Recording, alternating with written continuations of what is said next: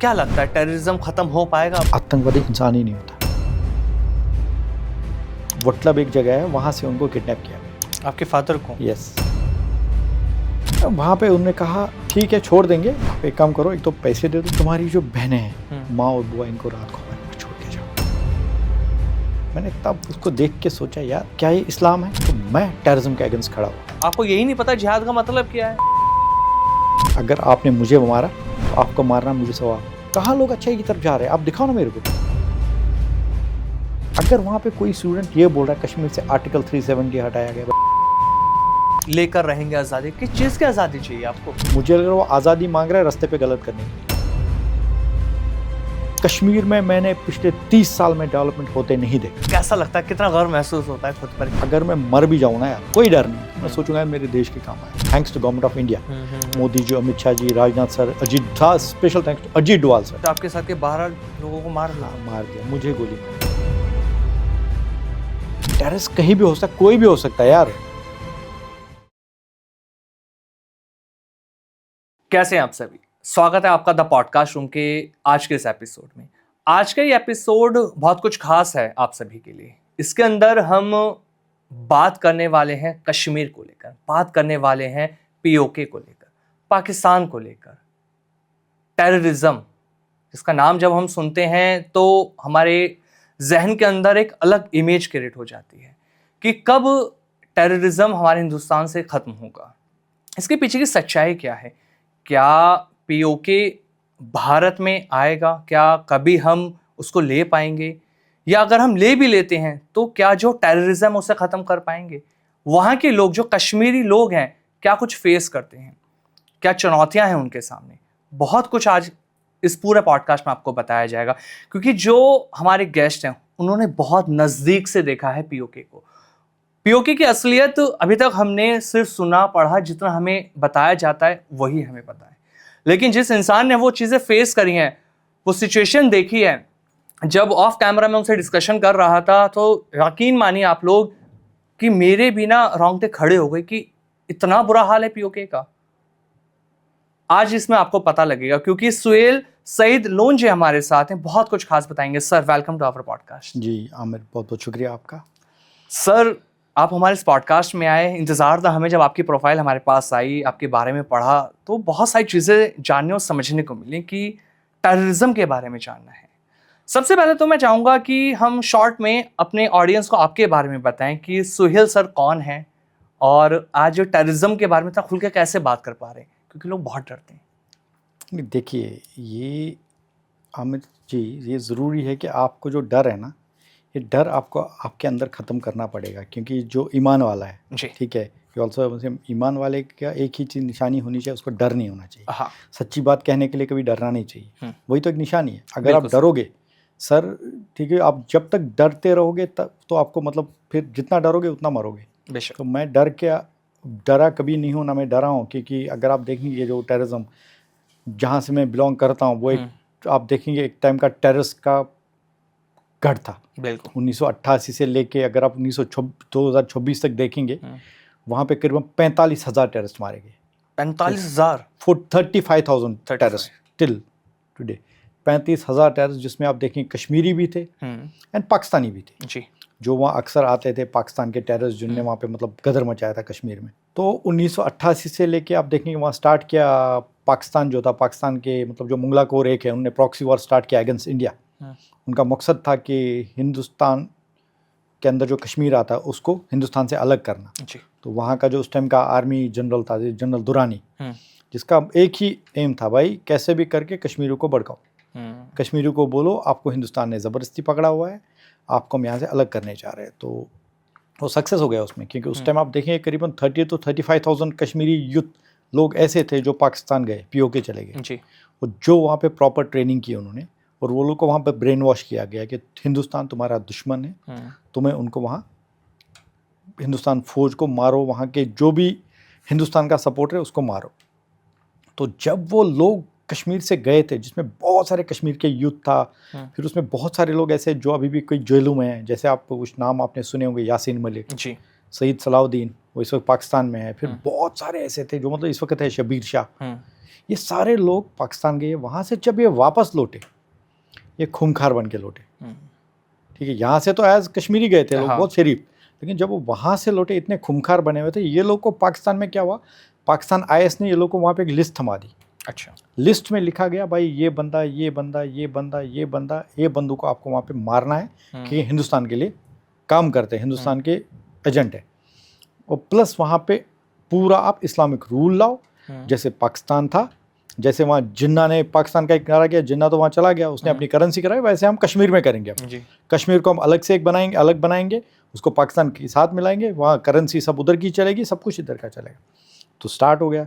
And जैसे वो खूंखार लोग वहाँ से जैसे लौटे तो लाल चौक में आप देखेंगे, लाल चौक में पाकिस्तान का झंडा लहराने लगा श्रीनगर में।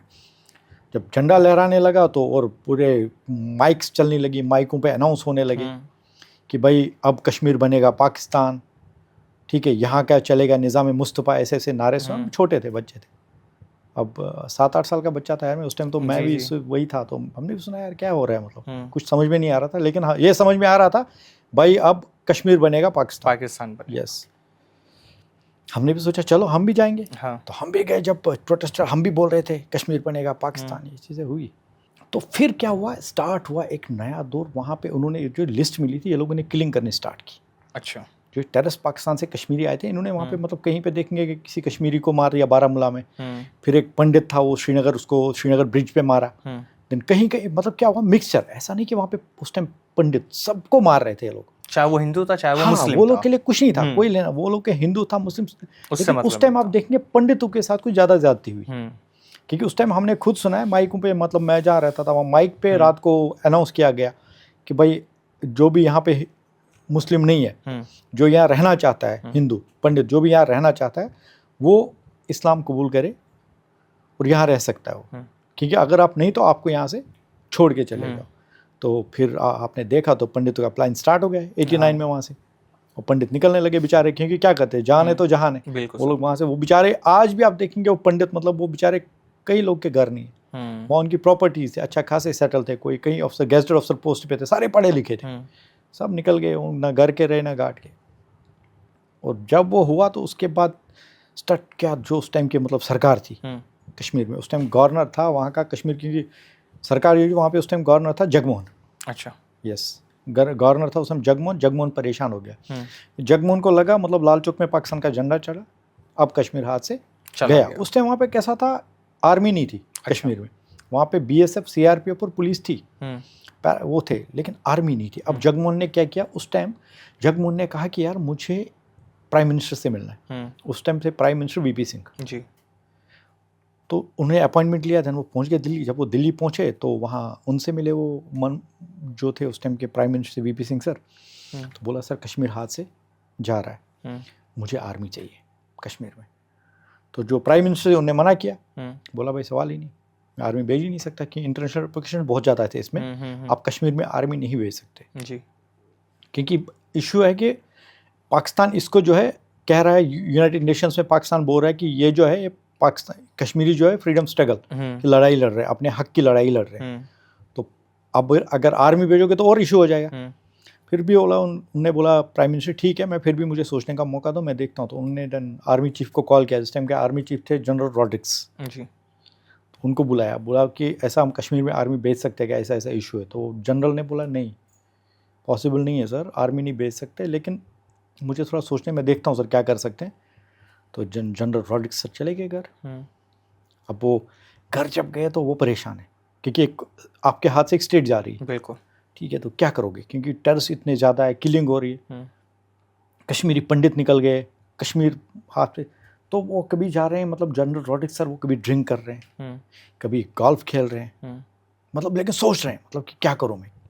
तो एक दिन क्या होता है, वो जनरल रॉड्रिक्स सर ना, ऐसे मिरर होता है ना, वो मिरर के सामने खड़े हो जाते हैं। अच्छा, ठीक है, मिरर के सामने वो खुद को देखते हैं, तो सामने उनको अपनी शक्ल दिखती है।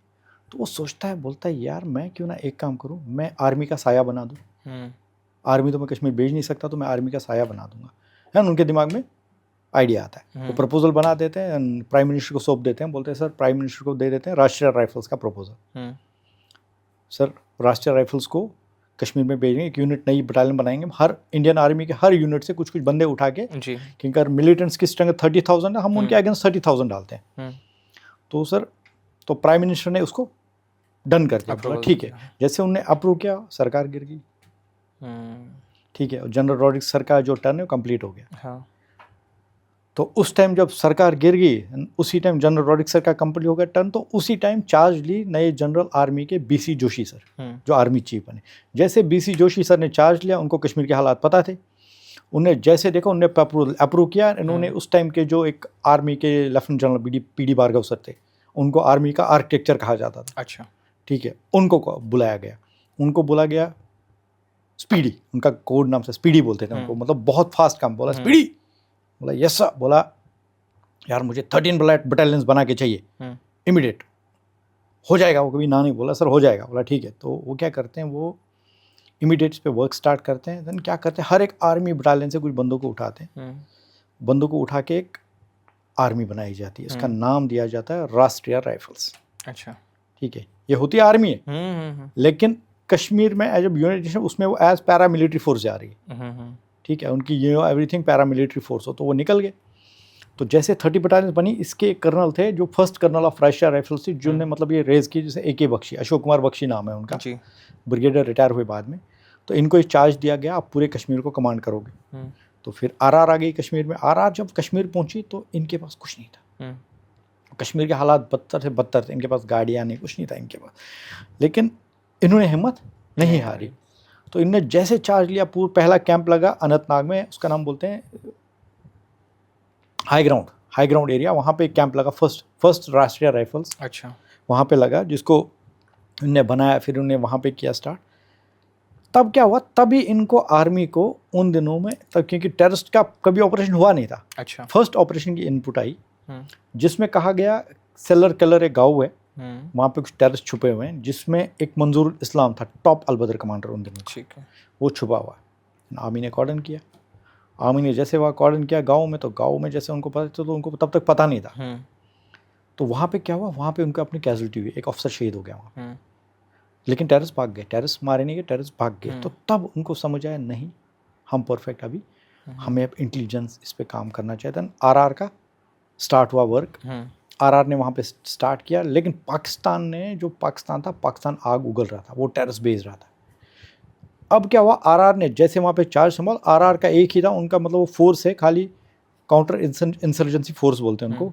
ठीक है, इसीलिए मतलब इसी के लिए खाली वो, तुम मतलब टेररिस्टों के खिलाफ लड़ो। तो वो लोगों ने अपना स्टार्ट किया, अपना मिशन देखा, उन्होंने क्या क्या कहा हमारी कमियां, तो उन्होंने अपने ऑपरेशन स्टार्ट किया, ऑपरेशन चलते रहे, लेकिन पाकिस्तान इसमें, उस टाइम पे अगर आप देखोगे, जिस टाइम कश्मीर चल रहा था, उस टाइम अगर POK चाहता, कश्मीर के साथ खड़ा हो सकता था कि भाई हमारे कश्मीर में अगर लोकल बेगुनाह लोग मारे जा रहे, तो क्यों स्टैंड लेना चाहिए था।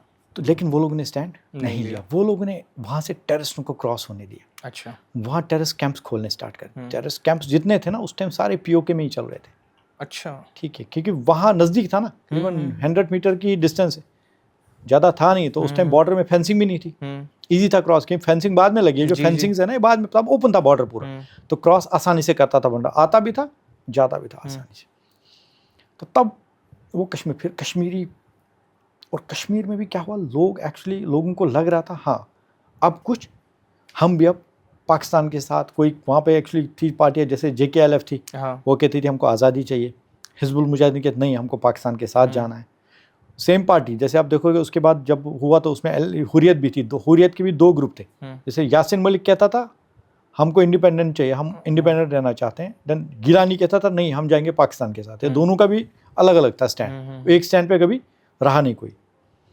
लेकिन तब कश्मीरियों को ये समझ नहीं आया यार हमारे साथ हो क्या रहा है, हमारे साथ खेला जा रहा है। फिर एक दिन आया, मतलब मैं भी इसमें था, तो करीब करीब आपको बता रहा हूँ, जब हम चलते रहे, मैं छोटा बच्चा था, हम भी देख रहे थे, हम भी जाते थे, जब नारे वारे लगते थे हम भी नारा देते थे, भाई क्या है चलो जो हो रहा है, पढ़ा ही नहीं कुछ नहीं। स्कूल में यही बोला जाता था, स्कूल में भी यही चीज़ सिखाई जाती थी, कश्मीर बनेगा पाकिस्तान, हम क्या चाहते हैं आज़ादी, यही हो रहा था, कोई मतलब थे नहीं, रिस्ट्रिक्शंस नहीं थे। तो 1994 का दिन, 1994 नवंबर, ठीक है, मेरे फादर, जिनको मतलब अब वटलब एक जगह है, वहाँ से उनको किडनैप किया गया। आपके फादर को? यस। अच्छा।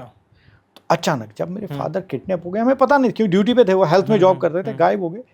हमने बोला आएंगे आएंगे आएंगे, लेकिन 7-8 दिन के बाद हमारा एक बंदा आया घर पे, बोला कि उनको टेररिस्ट उठा के ले गए। उस टाइम पे आप कश्मीर में थे? हाँ। अच्छा। तो जब उन्हें ये कहा टेररिस्ट लेके चले गए, हमने बोला क्यों? बोलते पता नहीं। हमने थोड़ा वहाँ पे कुछ बीच में ब्रोकर टाइप होते जो लोग, जो टेररिस्ट के क्लोज होते, हम उनके पास गए, हमने उनको बोला हमें उन तक जाना है। तो फिर एक ब्रोकर आया, उसका नाम हारून था, ओपनली बोल रहा हूँ नाम, बिना डर के, ठीक है, हारून था। हारून ने बोला ठीक है मैं लेके जाता हूँ, चलो। अच्छा। गए हम, एक एरिया था इस कॉल मलन गाँव। हम जब वहाँ पहुँचे एक जंगल में पहाड़ी पे ऊपर, तो वहाँ हमने उनको बोला भाई हमारे इनको फादर जो है, हमारी कमाई करने का जरिया यही है। मैं था, मेरी मम्मी थी, मेरी बुआ थी और मेरी 2 बहनें जी। हमारा कमाई करने का यही जरिया है, तो इनको छोड़ दीजिए क्योंकि हमारा कुछ है नहीं घर में। सहारा पे मैं करीबन 12 साल जी। वहाँ पे उन्होंने कहा ठीक है छोड़ देंगे, आप एक काम करो, एक तो पैसे दे दो, ठीक है। एक्सटॉर्शन बहुत हुआ। अच्छा। बहुत हुआ तब। अब पैसे उस टाइम यार 50,000 रुपये बहुत बड़ी माने, बहुत बड़ी रकम थी, बिल्कुल। कहाँ से लाते, हम गरीब थे, मिडिल क्लास फैमिली, कुछ नहीं था। दूसरा कहा गया कि तुम्हारी जो बहनें हैं, माँ और बुआ, इनको रात को हमारे पास छोड़ के जाओ। ठीक है, जब यह बात हुई ना, मैंने उस बंदे को देखा, उसको देखा, और मैंने तब उसको देख के सोचा यार क्या ये इस्लाम है, क्या ये जिहाद है? अगर ये जिहाद है तो कहाँ है? मैं देखना चाहता हूँ ये जिहाद कहाँ लिखा है, ऐसा करना। कि छोटा था बच्चा यार, लेकिन ये दिमाग में आया कि मैंने बहुत सारी रिसर्च की, कुरान शरीफ पढ़ा, मुझे कहीं नहीं मिली ये चीज़ कि यार जिहाद ऐसा होता है। कुरान शरीफ में सूरह अनफाल में है जिहाद की जिक्र, ऐसा नहीं है जी। लेकिन ऐसा नहीं लिखा कि तुम किसी बेगुनाह के साथ ऐसा करो, लड़कियों को गलत काम के लिए इस्तेमाल करो, ये कहीं नहीं, कहाँ लिखा कुरान, दिखाइए आप मुझे। तो मैंने देखा भाई नहीं, मैंने उसको कोड दिया उस दिन, जिहाद को मैंने जो आम नाम दिया ना, उसको मैंने बोला ये जहालत है, ये जिहाद नहीं जहालत है। फिर बाद में मैंने देखा, बाद में ऑपरेशन हुए, सारे टेररिस्ट मारे गए। अच्छा। वोल्डर ऑपरेशन एक हुआ, वोल्डर ऑपरेशन में सारे टेररिस्ट मारे गए, मेरी आंखों ने देखा है उनको मरते हुए। लेकिन उस दिन मैंने डिसाइड किया कि यार हम हिंदुस्तान के रहने वाले, ठीक है, यहाँ हम इसके अगेंस्ट क्यों जा रहे हैं? तो मैं टेररिज्म के अगेंस्ट खड़ा हुआ, डिसाइड किया मैंने। तब आपने डिसाइड कर लिया जब 12 साल की उम्र में? मैं वही बोल रहा हूँ, जब 94 में मैं ये चीज़ डिसाइड कर सकता हूँ कि भाई मैं टेररिस्ट के अगेंस्ट खड़ा रहूँगा, जो होगा देखा जाएगा, मारना उनको तो मारे, जो करना। तो फिर क्या हुआ, मैं स्कूल में गया, बच्चा था मैं, तो मैं वहाँ पे अपने दोस्तों से मिला जो पढ़ते थे। मैंने बोला यार एक बात बताओ मुझे, यार ये तब बोलते थे, हम बोलते थे उसको मुजाहिद, कश्मीरी बोलते थे मुजाहिद। मैंने उनको बोला ये मुजाहिद यार, मुझे लगता नहीं यार ये सब सही है कि क्या करो। तो मेरे काफ़ी दोस्तों ने मुझे गालियाँ दी, बकवास करता है तो कुछ दोस्त मेरे थे जो मेरे मतलब अच्छे वफादार जी, कुछ आज भी है, कुछ बेचारे नहीं, आज शहीद हो गए। उन्होंने कहा तो सही बोल रहा है यार। मैंने बोला इसके अगेंस्ट खड़ा होना पड़ेगा, हमें ही खड़ा होना, हम छोटे हैं, हम पूरा एक ग्रुप अपना खड़ा करेंगे। सन मैंने एक ग्रुप खड़ा किया वहाँ पे। ना तो मैं कोई टेररिस्ट हूँ, मैं भी क्लियर करता हूँ पहले लोगों को, ठीक है, आप देखेंगे, लोग देखेंगे, ना तो किसी एजेंसी का आदमी हूँ, ठीक है, ना तो मैं कोई पॉलिटिशियन हूँ, मैं एक नॉर्मल कश्मीरी हूँ जो ये बात कर, आम इंसान है, ठीक है, एक आम इंसान, यस, जो ये बात, जो आवाज़ बुलंद करी टेररिज्म के अगेंस्ट जाकर। जो मैं बात कर रहा हूँ इसलिए कर रहा हूँ क्योंकि हमने ये चीज़ देखी है। बिल्कुल सर, बिल्कुल, ठीक है। तो इसमें हुआ, तो जैसे मैं वहाँ पे एक आर्मी अफसर से कनेक्ट हुआ, मैंने उसको बोला सर हम इसके खिलाफ खड़ा होना चाहते हैं। उसने समझाया, बोला बेटा देख अच्छी चीज़ नहीं है, तुम लोग की जान को खतरा पहुँच, नसीहत की उन्होंने। बोला बेटा क्या है? मैंने बोला नहीं सर, मैंने उनको फिर स्टोरी बताई, सर ऐसा ऐसा, क्योंकि बोला, मैंने बोला सर ऐसा ऐसा हो, तो वो भी उनके आंखों से आंसू गिरे जब उन्हें ये चीज़ सुनी ना। दिस इज़ मेजर कादियान नाम था, ठीक है, उनकी आंखों से भी आंसू निकले। बोला यार क्या बात करूँगा सर, हाँ ऐसा ऐसा हुआ। बोला ठीक है। तो हमने कुछ चीज़ें स्टैंड की हमारे ग्रुप ने, तो हमने मिलिटेंसी के खिलाफ खड़े हो गए। हमने जितना हमसे हो सका हमने सेना के साथ काम किया, हाथ से हाथ मिला के करते रहे। उसमें फिर आप देखेंगे मेरे बहुत सारे दोस्त, जैसे एक का नाम हनीफ था जी, इकबाल, महराज, फिर एक लड़की थी तबस्सुम, बिलाल, ठीक है, शब्बीर, मतलब करीबन मेरे फयाज, मतलब करीबन मेरे 12 लड़कों को मार दिया टेररिस्ट ने। कितने? अच्छा, आपके साथ के 12 लोगों को मार दिया? हाँ, मार दिया, मुझे गोली मारी। आपको मैं 3.5 महीना हॉस्पिटलाइज था। यस, ठीक है, ये आज भी है, मुझे थोड़ा सा आप देख लिया, आज भी बस ये हाँ निशान लगे हुए हैं। तो मैं 3.5 महीना हॉस्पिटलाइज था, ठीक है, लेकिन मैं बच गया। वो कहते हैं ना, मारने वाले से बचाने वाला बड़ा बेशक होता है। बेशक। उस टाइम एक वो कमांडर था वहाँ पे, इसको कहते थे सैफुल्ला, पाकिस्तानी था, सैफुल्ला काना, उसने गोली चलाई थी मेरे ऊपर, पाकिस्तानी टेररिस्ट था वो। फिर वो मर गया, कुत्ते क्यों मत मारा लेकिन वक्त के बाद, ठीक है। हाँ तो वो चीज़ें चलती रही, लेकिन पाकिस्तान ने इसमें क्या किया ना, पाकिस्तान ने कभी टेररिज्म कम नहीं किया, उसने लगातार बढ़ावा दिया। हाँ, बहुत सारी चीज़ें थी ना जिसमें आप देखेंगे ना, पाकिस्तान का अगर आप देखेंगे, देखो चाहे कंधार हाईजैक हुआ, आज पाकिस्तान कहता है भाई हम टेररिज्म नहीं फैला रहे। अगर आप रिसेंटली मेरा एक डिबेट उठा के देखेंगे ना, पाकिस्तानी पत्रकार ने खुद कहा हाँ हम मुजाहिदों को यहाँ बढ़ावा देते थे और देते हैं आज भी। यस, नेशनल चैनल पे उसने बोला है। आप अगर उठा के देंगे, उसने खुद एक्सेप्ट किया कि भाई हाँ हम करते हैं। मैंने उसको बोला भाई झूठ मत बोल, सच बता। उसने बताया हाँ हम करते हैं। तो पाकिस्तान का पहले से फंडा रहा, पाकिस्तान आर्मी का, कोई भी दौर रहने दो, ये कभी टेररिज्म को कम नहीं, क्योंकि वो लोग का जो हेड आता ना आर्मी का, वो खुद ही एक टेररिस्ट होता है।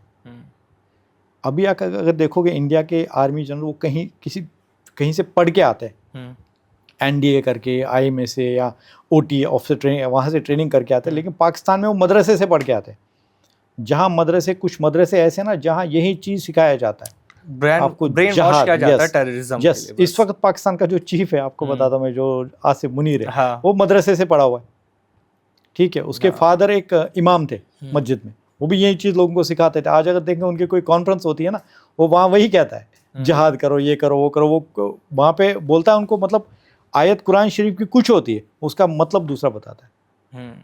लेकिन ये हमारी कमी है। मुझे लग रहा है कि जो मुसलमान है ना, हाँ। उसको कुरान शरीफ को खुद, जब वो कोई बात बताता ना कोई बंदा, आपको खुद पढ़ना चाहिए, आपको उसकी बात पे यकीन नहीं करना चाहिए। बिल्कुल साफ लिखा कुरान शरीफ में जिहाद के बारे में, लेकिन इस तरह से जिहाद है ये नहीं लिखा जिहाद के बारे में। उसको पढ़ना चाहिए कुरान शरीफ। आज यार डिजिटल दुनिया है, बिल्कुल, आपको अगर मतलब पढ़ना नहीं आता, आप यार उसमें वॉइस से बता दो, आपको पूरा बता देगा वो सच क्या है झूठ क्या है।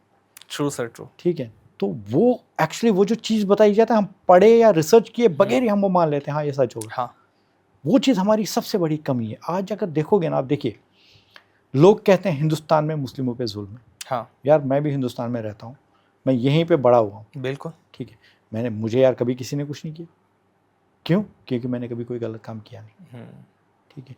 अगर आप कोई गलत काम करोगे, और अक्सर हम लोग ही बदनाम क्यों होते हैं?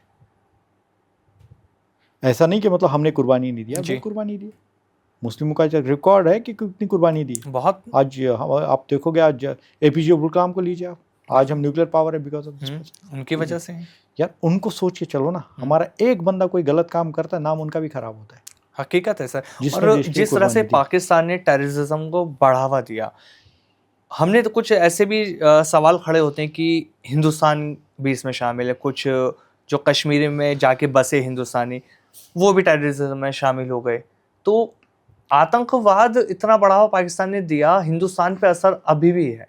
देखो क्या है हिंदुस्तान में, आपको बता रहा हूँ एक्चुअल में जो इंटरनेशनल ताकतें होती है, मैं आपको बता रहा हूँ आज की डेट में, अगर आप देखोगे ना, जैसे USA हो, चाहे चाइना हो, आपको बता रहा हूँ, ठीक है, ये लोग का कैसा, ये लोग का सीधा फंडा है कि ये जानते कि हिंदुस्तान जो है आज बहुत पावरफुल बन रहा है, विश्व गुरु की तरफ जा रहा है, क्योंकि हिंदुस्तान विश्व गुरु की तरफ बढ़ रहा है। बिल्कुल बिल्कुल। और ये लोग जानते हैं इंटरनेशनल, क्योंकि देखो ये लोग जानते हैं कि हिंदुस्तान का सबसे बड़ा दुश्मन कौन?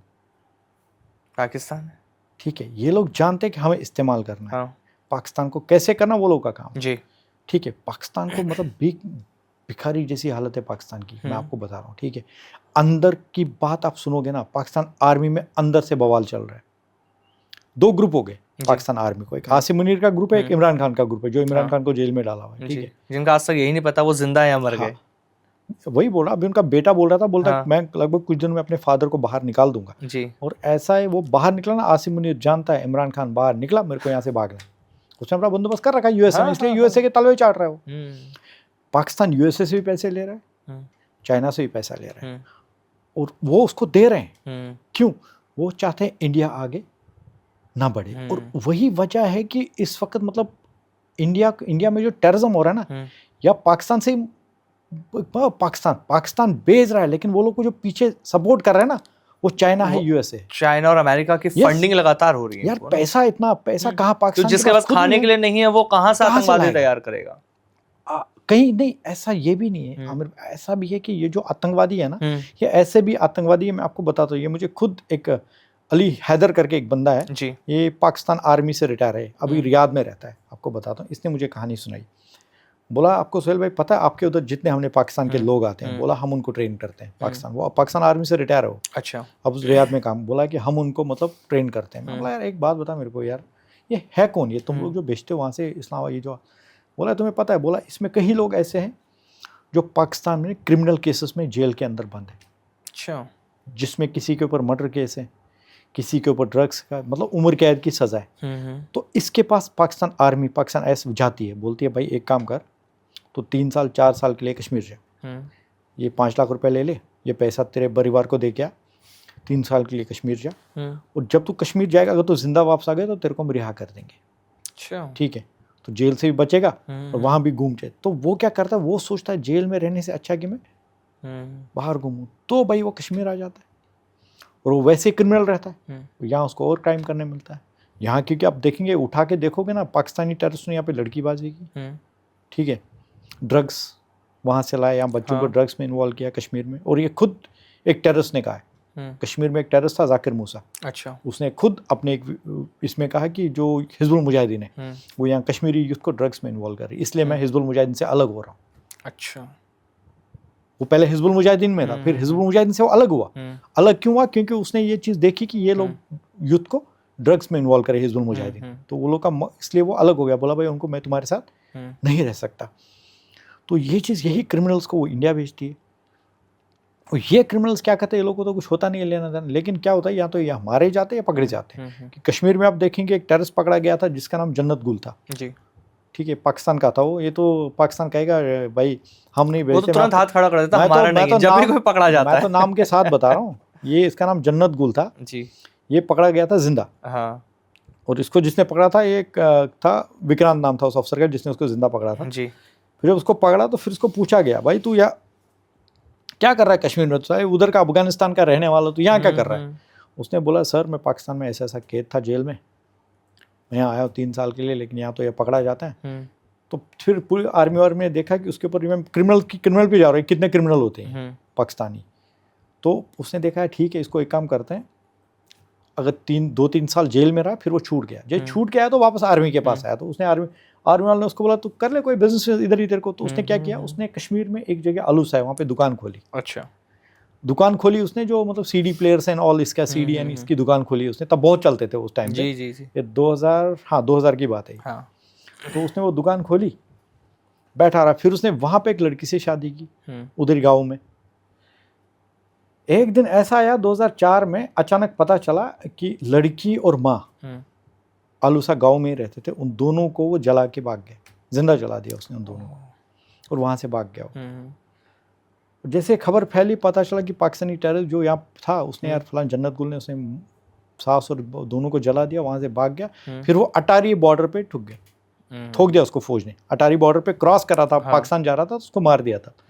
तो ये मेंटलिटी, ये टेररिस्ट है पाकिस्तान के, जो यहाँ आते हैं, अक्सर आए हैं। और तो क्या अभी भी सर ट्रेनिंग कैंप है पीओके के अंदर? कितने अभी भी ऐसे कैंप हैं जहाँ पे ट्रेनिंग लगातार आतंकवादियों को दी जा रही है? देखो, अगर आज देखोगे आप पीओके लोगों के साथ ज्यादती क्यों हो रही है, इसका मेन जो वजह है ना इसकी यही है, क्योंकि आज पीओके के लोग साथ नहीं दे रहे पाकिस्तान आर्मी को, बोल रहे भाई यहाँ ट्रेनिंग कैंप हम नहीं करने देंगे, क्योंकि फिर हिंदुस्तान अटैक करती हम पे करती है, आप करते हो हम पे करते हो। तो इसलिए इस बार पाकिस्तान को क्योंकि बहुत बड़ा झटका लगा, क्योंकि सबसे हमारे लिए जो सबसे ज़्यादा खतरा था ना वो पीओके के ट्रेनिंग कैंप से। आज क्योंकि जब ऑपरेशन सिंदूर हुआ था उस दौरान सारे वो कैंप्स डिस्ट्रॉय किए, 7 से 8 कैंप जो थे वो डिस्ट्रॉय किए थे। वो बने 1-2 कैंप्स बने, ऐसा नहीं कि नहीं बने, लेकिन वो दूर है काफ़ी, इस वक्त हमारी बॉर्डर से काफ़ी दूर है, जो पाकिस्तान की आर्मी चाहती है कि और नियर बाई लेके आए। अच्छा, ठीक है, जो पीओके के लोग इस बार नहीं बोल रहे, पीओके के लोग क्लियर है भाई हमारे बच्चों को अब फ्यूचर चाहिए, उनको एम्प्लॉयमेंट चाहिए, जॉब चाहिए, वो आतंकवाद में नहीं अवेयर हो रहे हैं वहाँ के लोग। हाँ, क्योंकि ये नहीं चाहते अब लोग कि वहाँ पे अब पीओके में ट्रेनिंग कैंप्स बहुत कम हुए। तो वहाँ पे सबसे बड़ी समस्या आपको क्या लगती है अभी भी लोगों के सामने, जो आम जनता है? क्या बेरोजगारी अभी भी वहाँ एक बड़ी समस्या है? एजुकेशन बड़ी समस्या है वहाँ पर? है, क्योंकि देखो आप वही लोगों की मांग है ना, हाँ। वो क्या कहते हैं बेरोजगारी हमारे यहाँ है। देखो उसको कहा जाता, वो पार्ट जो है ना उसको कहा जाता आज़ाद कश्मीर।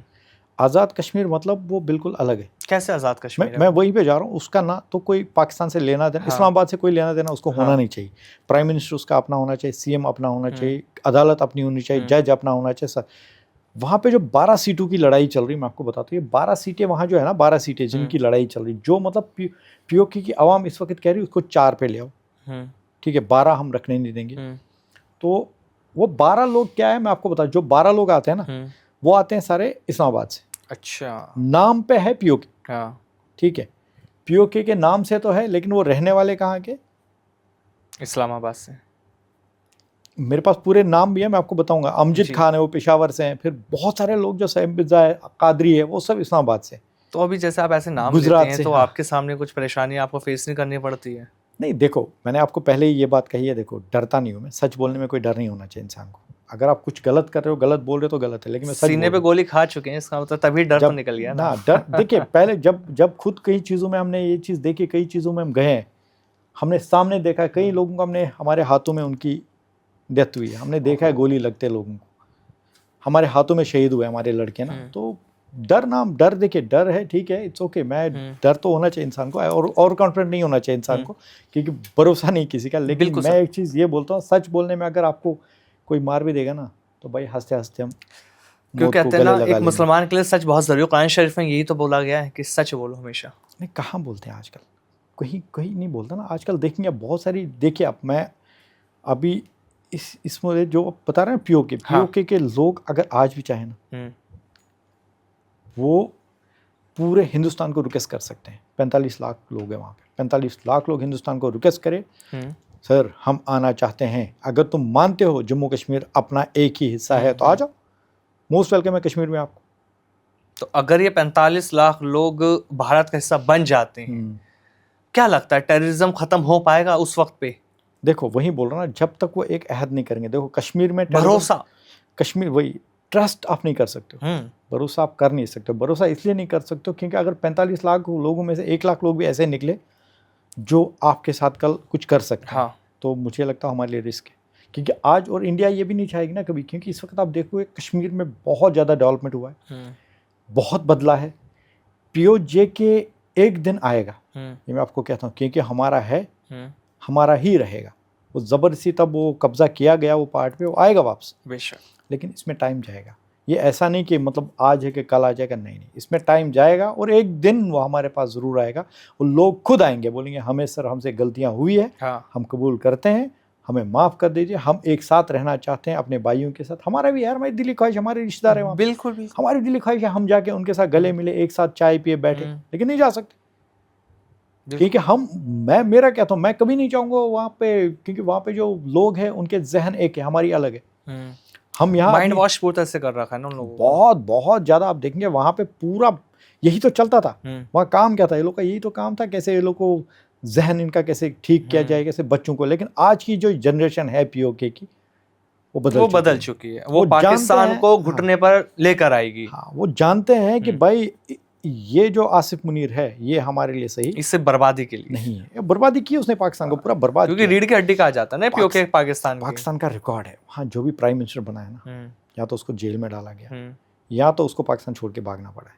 ये आज तक होता है, और पाकिस्तान किसी का सगा है नहीं। मैं आपको थोड़ी सी एक मिसाल देता हूँ, शहबाज शरीफ, हाँ ठीक है, जब परवेज मुशर्रफ के टाइम पे ना शहबाज शरीफ भाग गया था, ठीक है, जब उसको जेल में डालने की नौबत है, भागा ना, फॉरेन में फ्लाइट लेके भाग गया। जिसने उसकी पूरी पार्टी को संभाला था पाकिस्तान में उस टाइम, ठीक है, पूरा पाकिस्तान में उसने उसका झंडा पकड़ के रखा, शहबाज शरीफ ने उसको भी जेल में डाला। आज सो जेल में जी। लेकिन अब यही चीज़ अब सोचो ना खुद, मतलब जिसने उसकी पार्टी को बचाई, उसकी नींव बचाई, आज वो अगर प्राइम मिनिस्टर बना है उसी बंदे की वजह से, उसने उसको ही जेल में डाला। तो अब सोचो पाकिस्तान किसी का सगा है क्या?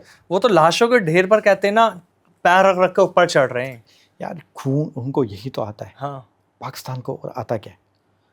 पाकिस्तान को क्या आता है? पाकिस्तान यार, अगर मैं बताता हूँ आपको, मैं आज भी बोलता हूँ, हिंदुस्तान तैयार है, हिंदुस्तानी सरकार तैयार है पाकिस्तान के साथ। बिल्कुल बोलते भाई हम बातचीत करेंगे, मसला हल करेंगे, पीओके का कश्मीर का मसला हल करेंगे, बैठ के करेंगे टेबल पे, जो शायद इमरान खान ने पहल करने की कोशिश की जी। थी, क्योंकि अगर मैं बोलता हूँ जिस टाइम विंग कमांडर अभिनंदन पकड़ा गया था उस टाइम प्राइम मिनिस्टर था वहाँ का इमरान खान। जी, शायद मैं बोलता अगर उस टाइम शहबाज शरीफ होता तो शायद उसको नहीं छोड़ता। नहीं छोड़ता, हकीकत ठीक कह है। रहे हैं। इमरान खान ने तब, इमरान खान की गलती क्या थी, इमरान खान ने उसको भी छोड़ा, प्लस उसने स्टेटमेंट दिया कि यार हमारे पड़ोसी है।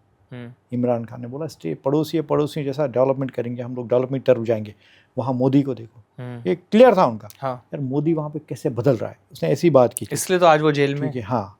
तो ये उसकी गलती हुई और उसको कहाँ डाला, जेल में डाल दिया गया। वो जेल में इसलिए डाला क्योंकि वो भाई बात कर रहा था पीस की, उसको नफरत थी टेररिज्म से, आतंकवाद से। वो आर्मी से हाँ में हाँ नहीं मिलाता था। बिल्कुल बिल्कुल बिल्कुल। ठीक है, वो आर्मी के अगेंस्ट खड़ा था और आर्मी ने उसी को अंदर। वहाँ की आर्मी सिर्फ आतंकवाद को बढ़ावा देती है, जस्ट आज तक उन्होंने पाला है उसको। तक रिकॉर्ड से जनरल दुर्रानी, जनरल अजीज, जनरल चीमा, कोई भी जनरल पाकिस्तान का, जेवल हक के, ये आप कोई भी देखो ना पाकिस्तान में जो भी आज तक आए, ये लोगों ने टेररिज्म को बढ़ावा दिया है, ये देते रहेंगे और करते रहेंगे, क्योंकि ये लोग का काम ही यही है।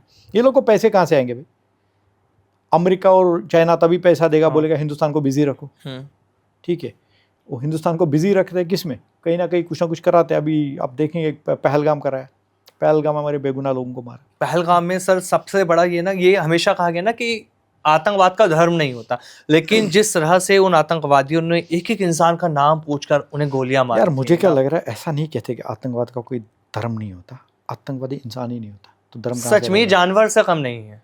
तो यार जब धर्म जिसका होगा ना उसके अंदर इंसानियत होगी, जिसके अंदर धर्म ही नहीं है वो तो जानवर है ना यार। बिल्कुल, उसको आप धर्म से क्यों आप जोड़ते किस चीज हो? का जिहाद दिखा रहे हो? आपको यही नहीं पता जिहाद का मतलब क्या है? एक मुसलमान हिंदू इनको मारने से क्या आपका जिहाद पूरा हो जाएगा? इस्लाम कहता है, इस्लाम में अगर आप देखोगे, इस्लाम कहता है कत्ल के बदले में कत्ल। हाँ, ठीक है, अगर आपने मुझे मारा तो आपको मारना मुझे सवाब है, मुझे भी आपको मारना है। क्यों? क्योंकि आपने मेरा कत्ल किया है। जी, इस्लाम में खुदकुशी हराम है। बिल्कुल। ठीक है, जो फिदाइन अटैक करता है, खुदकुशी करता है ना, वो अल्लाह को भी कहता है भाई तू कौन है, मैं खुदा हूँ। तो भाई वो कहाँ से बोलता बाद में मैं जन्नत में जाऊँगा, और वो जो उनको सिखाया गया भाई तुमको वहाँ 72 हूरें मिलेगी, मैं क्लियर उस पर जाता हूँ। यार तुमने खुदकुशी की, ठीक है, तुम फिर ढूंढ रहे हो जन्नत। अरे कहाँ से आएगी भाई, तुम तो यहीं जल गए, बिल्कुल, तुम क्या जन्नत ढूंढ रहे हो? मतलब ये चीज़ें लोगों को, मुझे जो लोग आज भी इसमें बेवकूफ़ी में जा रहे हैं ना, मतलब मुझे लग रहा है उनको कुरान शरीफ यार पढ़ना चाहिए, उनको इस पर रिसर्च करनी चाहिए, इस्लाम पे हमारे लिए अच्छा क्या है बुरा क्या है। कहाँ लोग अच्छाई की तरफ जा रहे हैं, आप दिखाओ ना मेरे को। आज की डेट में यार जहाँ देखो यार हम लोग का नाम खराब है। क्यों सर? लेकिन ना देखिए, इसमें मैं एक चीज़ और ऐड करूँ अभी भी, लेकिन कुछ तबके ऐसे हैं जो मुस्लिम हैं जी, वो कहीं ना इस सोच को सपोर्ट करते हैं। देखो ये चीज़ मैंने आपको पहले ही कही ना, ये चीज़ ख़त्म होगी नहीं, क्योंकि जिनका घर इसी से चलता है ना, वो लोग इस चीज़ को सपोर्ट करेंगे। घर उनका वहीं से चलता है भाई, उनको वहीं से आता है। जो अभी बताता हूँ भाई, जैसे मैं एक एग्जांपल दे रहा हूँ, जंतर मंतर पे इस वक्त प्रोटेस्ट चल रहा है। हाँ, ठीक है, प्रोटेस्ट किस चीज़ का था? प्रोटेस्ट ऑलमोस्ट यार पेपर लीक जेन ज़ी पेपर लीक क्यों हुआ, इस्तीफे की मांग, इन सब चीज़ों को पेपर लीक पे था। मेरा भी बच्चा है, ठीक है, गलत हुआ, बिल्कुल, पेपर लीक यार हम साथ में, लेकिन अगर आप पेपर लीक के लिए प्रोटेस्ट करोगे तो पूरा देश आपके साथ खड़ा है। ठीक है, लेकिन मैंने वहाँ जब सुना परसों, वहाँ कुछ गलत शब्द इस्तेमाल किए गए। यार पेपर लीक और कश्मीर का क्या लेना देना? कोई मतलब ही नहीं है। हाँ, पेपर लीक और आर्टिकल 370 का क्या लेना देना? मतलब दूर दूर तक कोई रिश्ता नहीं। बिल्कुल सर। अगर वहाँ पे कोई स्टूडेंट ये बोल रहा है कश्मीर से आर्टिकल 370 हटाया गया, भाई क्यों बोल रहे हैं? तो यार पेपर लीक की बात कर, पेपर लीक की बात कर, तू इस्तीफे की मांग कर रहा है, गवर्नमेंट देखे करेंगे। जो आज किया उसने, दिया उसने इस्तीफा, दे दिया। आज गवर्नमेंट देख रही है, ऐसा नहीं कि, और उन्हें क्लियर किया यार हमारा आपके अंदर जज्बा होना चाहिए, क्योंकि किसी ने सच कहा ना, झुकती है दुनिया, सिर्फ झुकाने वाला चाहिए। देखो प्रोटेस्ट आपने किया भाई, आपके साथ पूरी दुनिया खड़ी है, बिल्कुल पूरा हिंदुस्तान आपके साथ, 140 करोड़ लोग खड़ा है, सरकार भी आपके साथ खड़ी है, लेकिन आप पीसफुल प्रोटेस्ट करो। अन्ना हजारे ऐसा नहीं किया। हाँ। कोई किसी ने उनको मारदाड़ की। इसमें क्या होता ना, अक्सर दुश्मन जो है ना, दुश्मन अक्सर इस चीज का फायदा उठाता है। ठीक है, और मुझे लग रहा है ये हमारी गलती है जो हम दुश्मन को मौका देते हैं। अगर हमें किसी से कोई गिला शिकवा है ना, हमें उसको गला पकड़ के बोलना चाहिए, भाई हमें आपसे गिला शिकवा। दुश्मन को बोला भाई तो हमारे बीच नहीं बोलेगा, हमारा आपस का मामला, तू कौन होता है? ये हमने वहाँ पे देखा, मैंने, आपने दुश्मन को एक मौका दिया। जो आपने वहाँ पे, मैं बोल रहा हूँ एक, शायद गलत भी नहीं होगा, सही भी नहीं होगा, आप बताता हूँ मैं। देखो हिंदुस्तान जो इस वक्त है, हिंदुस्तान घेरा हुआ है। हिंदुस्तान के दुश्मन कितने? एक साइड पाकिस्तान, एक साइड चाइना, एक साइड बांग्लादेश। ठीक है, कहीं से भी आतंकवादी घुस सकते हैं, कहीं से भी आतंकवादी आ सकते हैं। और इससे क्या हो रहा है ना, जो ये प्रोटेस्ट हुआ यार, प्रोटेस्ट ठीक है आप कर रहे हो यार भाई, हम आपके साथ खड़े हैं, बिल्कुल कोई आपके खिलाफ नहीं है, ना पुलिस ना कोई, क्योंकि सब चाहते हैं अगर गलत हुआ है तो इसकी इंक्वायरी हो, इसको प्रॉपर सजा मिले। लेकिन जब आप एक दुश्मन को मौका देते हो, उसमें क्या होता है, पाकिस्तान ने क्या किया इसमें, मैं बता रहा हूँ, पाकिस्तान इसमें नज़र रखती है कि यार कैसे मौका मिले। पाकिस्तान ने अपने जो सोशल मीडिया वाले उनको एक्टिवेट कर दिया। भाई मैं बोल रहा हूँ, अभी मैं खुल के बोल रहा हूँ, हो सकता है ये जो जिसने वहाँ पे बोला कि आर्टिकल 370 का हटाया, हो सकता है स्टूडेंट ना हो, कोई पाकिस्तान का भेजा हुआ बंदा हो, कि ताकि वहाँ पे बढ़ के लोग खून खराब हो, मुद्दे से भटकाया जाए, ठीक है, खून खराब हो, ये हो सकता है पॉसिबल, यही चीज हकीकत है। नहीं तो स्टूडेंट्स को क्या लेना देना, बेशक ये मौका किसने दिया उनको, हमने। और जो युद्ध है आज का, हमारा जो युद्ध है यार, हमने तो अपनी उम्र निकाल दी। देखिए युद्ध है, आप फ्यूचर हो, आप देश हो, ठीक है, आपको आगे फ्यूचर देश को लेके जाना है। लेकिन अगर आप दुश्मनों को मौका दोगे तो यार इससे तो देश हमारा पीछे जाएगा। बिल्कुल, क्योंकि आपको पता ही हमारे दुश्मन इतने सारे, इसलिए हमें दुश्मन को जवाब कैसा देना। अगर दुश्मन हमारे भी उसको बोला ये भाई तो चुप, ये हमारा आपस भाइयों का मसला, तुझे बीच में नहीं बोल। लेकिन हमने क्या किया, हमने दुश्मन को मौका देते हैं कि वो हमारे बीच में आए। तो ये चीज़ एक्चुअली हम लोग को देखनी पड़ेगी खुद। और हमारी जो यूथ जनरेशन जो आज की है, बहुत समझदार है, उनको ये चीज़ खुद देखनी पड़ेगी, तभी हिंदुस्तान तरक्की करेगा। अगर ऐसे हालात होते रहे तो कभी भी आप आगे नहीं बढ़ पाओगे। आप देखेंगे किसान आंदोलन हुआ था, उस टाइम भी कहीं पे खालिस्तानी नारे लगे थे। वो एक्चुअली वो बेचारे नहीं कर रहे थे किसान, उससे किसानों का कोई लेना देना नहीं था। वो हमेशा ही सर होता है कि प्रोटेस्ट जिस चीज से शुरू होता है ना, उसका अंत कहीं और जाके होता है। तो वहाँ क्या, वहाँ कुछ एक्टिवेट होते हैं ना भाई, वो जो एजेंट होते हैं इनके, पाकिस्तान जैसे पाकिस्तान के एजेंट बैठे हैं ना भाई, लगाओ। ऐसा जरूरी नहीं है आपको, मैं आज कहता हूँ मतलब टेररिस्ट कश्मीर में हो सकता है, कश्मीर पंजाब में भी बैठ सकता है, बिल्कुल ठीक है, दिल्ली में हो सकता है। आपने दिल्ली ब्लास्ट में देखा, बैठे थे ना, पंजाब में टेररिस्ट पकड़े गए। टेररिस्ट कहीं भी हो सकता है, कोई भी हो सकता है यार, कोई भी आतंकवादी हो सकता है। आप कश्मीर का ही मत लो, कश्मीर में हालात हुए यार, इसमें आपको क्या गारंटी, बांग्लादेश में नहीं होगा, बंगाल में नहीं होगा, सब जगह, दिल्ली में नहीं होगा, राजस्थान में पकड़े जाते हैं आए दिन हम दिल्ली में, या ऐसा सोचते हैं कि इतने आतंकवादी पकड़े गए, उतने पकड़े गए। अभी आप गुजरात में ले लो, एटीएस ने कितने लोगों को पकड़ा, जैश के बंदे थे यार। मतलब वही चीज बोल रहा हूँ मैं, इस चीज का मौका क्यों दे रहे हैं ये लोग को, हमें खुद ढूंढ के यार देना चाहिए यार, ये लो ये गलत बंदा है। बिल्कुल सर। अभी जब वहां मैं बोल रहा, अगर वहां पे ऐसा नारा लगा था, कश्मीर से आर्टिकल 370 हटाया गया, तो वहां उसको वही बच्चों को पकड़ के उसको मारना चाहिए, या हमारा तू कैसे यहाँ बोल। बिल्कुल, ये कहाँ से में भी देखते हैं, या हम जामे की बात करते हैं कि लेकर रहेंगे आज़ादी। किस चीज़ की आज़ादी चाहिए आपको यार? आज़ादी आपको मिली हो, हिंदुस्तान में रह रहे, उससे बड़ी आज़ादी क्या है आपके लिए? यार अमित भाई देखो, मैं मुसलमान हूँ, हाँ, मैं मस्जिद जाता हूँ, आराम से अपनी नमाज पढ़ता हूँ, सब कुछ करता हूँ, ठीक है। कोई हिंदू है वो मंदिर जाता है, हर एक चीज़ की आज़ादी है यहाँ। बिल्कुल सर। मेरे ख्याल से पता, अब जो ये आज़ादी मांग रहे हैं ना, मुझे अगर वो आज़ादी मांग रहा है रास्ते पे गलत करने के लिए, इस चीज़ की आज़ादी नहीं है ना आपको। हाँ। यही चीज़ के लिए आपको रिस्ट्रिक्शन है गलत करने की, ठीक है, रास्ते पे आपको गलत करने नहीं देंगे। हाँ। तो आप उसकी आज़ादी मांग रहे हो यार। आज़ादी किस चीज़ की मांग रहे हो आप कह रहे हो कि मतलब यार, हम भी देखते हैं यार, ये सरकार ने मतलब 2014 के बाद से ऐसा नहीं यार, काम किया है, बहुत काम किया है सर, ठीक है, काम हुआ है, बहुत काम हुआ, हमने देखा है। मैं कश्मीर का रहने वाला हूँ, मैं कश्मीर का कहता हूँ आपको, कश्मीर में मैंने पिछले 30 साल में डेवलपमेंट होते नहीं देखा जो 2014 के बाद हुआ। आर्टिकल 370 के बाद आपको सबसे बड़ा चेंज सर क्या लगता है? क्योंकि देखिए आपने तो बहुत नज़दीक से सारी चीज़ें समझी हैं, देखी हैं। आर्टिकल 370 से पहले के हालात बिल्कुल बदतर थे, लेकिन जब 370 हुआ उसके बाद हमने देखा भारतीय झंडा भी फहराया गया। हर दिन कोई ना कोई वहाँ पे मरता था बेगुनाह, कोई स्टोन पेल्टिंग में, हाँ, कोई टेररिस्ट, कोई किसी चीज़ में, कुछ ना कुछ होता ही था। आर्टिकल 370 हटने के बाद क्या हुआ ना, एक शिकंजा कसा गवर्नमेंट ने। सबसे पहले शिकंजा कसा स्टोन पेल्टर्स पे। आज स्टोन पेल्टिंग कहीं नहीं होती। अच्छा, ठीक है। टेररिस्ट लोकल, जो लोकल लड़के जा रहे थे टेररिज्म में, वो बंद हो गया, ठीक है। ड्रग्स पे तो ऐसा शिकंजा कसा ना गवर्नमेंट ने, वहाँ के जो गवर्नर साहब है मनोज सिन्हा साहब, उन्होंने तो इतना तगड़ा रूल लगाया कि जिस बंदे के पास अगर ड्रग्स पकड़ा गया, चाहे वो 10 ग्राम ही क्यों ना हो, उसकी प्रॉपर्टी सील, उसकी घर गिरा दो, इसको उम्र कैद की सज़ा। आज की डेट में कश्मीर में मतलब ड्रग्स पे इतना खतरनाक रूल है टेररिस्ट के ऊपर, क्योंकि ये चीज़ क्या ना, एक बिठाना ज़रूरी था। आज देखो आप वहाँ का यूथ आज एक ही चीज़ कहता है, भाई मुझे बिजनेस चाहिए, जॉब चाहिए, डेवलपमेंट चाहिए। आज कश्मीर में ट्रेन आई, जो सपना था, कश्मीरी के लिए ट्रेन एक सपना थी, आ गई। हमें जम्मू से श्रीनगर लगते थे एक टाइम पे 15 घंटे, कितने 15, 13, 14, आज हम 4 घंटे में जाते हैं। क्यों हुआ? क्योंकि एक गवर्नमेंट को एक रास्ता मिल गया, खुल गया। जो आज लाल चौक में आप देखो तिरंगा फहरा रहा है, एक टाइम पे वहीं पे पाकिस्तान का तिरंगा। ये आर्टिकल 370 के बाद ही सब हुआ। इसके लिए special thanks to government of India, Modi ji, Amit Shah ji, Rajnath sir, Ajit था, special thanks to Ajit Doval sir, ठीक है। एंड जो अभी गवर्नर है हमारे मनोज सिन्हा सर, इन्होंने बहुत अच्छा काम किया।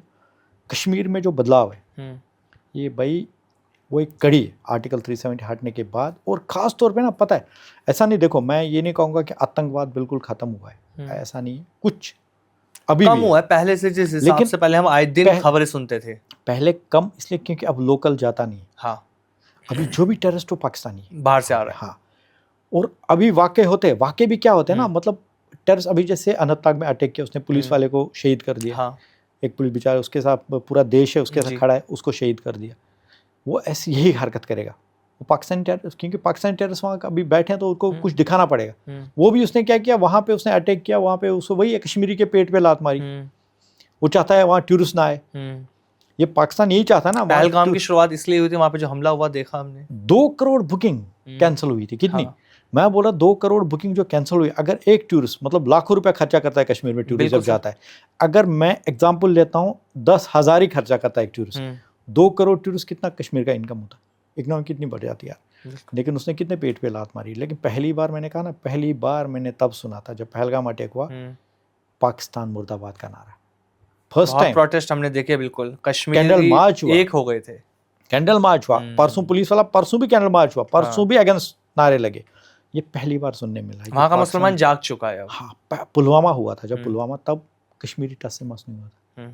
तब गए थे 44 जवान हमारे पुलवामा अटैक में शहीद हुए, लेकिन तब कश्मीरी को ये नहीं था। इस बार अपने पाई ना सर। देखिए क्या था, जब पहलगाम हमला हुआ तो रोजी रोटी पे बात आई, तब उन्हें लगा कि हाँ ये एक्शन हमें बहुत पहले लेना था। जो आज हम प्रोटेस्ट करने उतरे सड़कों पे, काश ही हमने अगर पहले स्टेप लिया था तो आज पहलगाम में आतंकी हमला नहीं होता। तो ये चीज थी। और आपने देखा वहाँ पे कश्मीरी लड़का भी वो बचाने में मारा गया, वो भी शहीद हुआ। ठीक है, बहुत वही बोल रहा हूँ मैं। मतलब आज आप देखो, आज भी मतलब आज वही चीज़ है, पाकिस्तान वही चाहता। अब वो क्या है, अब वो जैसे अभी पीओके के लोगों को मार रहा है, वैसे वो कश्मीरी को डायरेक्ट नहीं कर सकता टारगेट, क्योंकि वहाँ पे हिंदुस्तानी फोर्स बैठी है।